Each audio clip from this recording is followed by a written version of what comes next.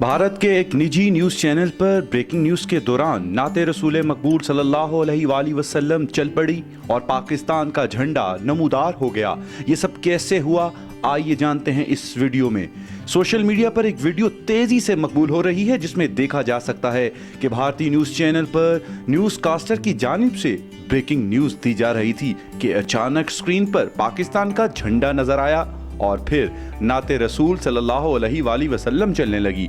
पाकिस्तान का झंडा आते ही नीचे ब्रेकिंग न्यूज़ पर लिखा आया कि हज़रत मोहम्मद मुस्तफ़ा सल्लल्लाहु अलैहि वसल्लम की इज्जत कीजिए। साथ ही नीचे दर्ज था कि इस चैनल को टीम रेवोल्यूशन पीके की टीम की जानिब से हैक किया गया है। पाकिस्तान में भी इस वक्त ट्विटर पर टीम रेवोल्यूशन पीके टॉप ट्रेंड में शामिल है।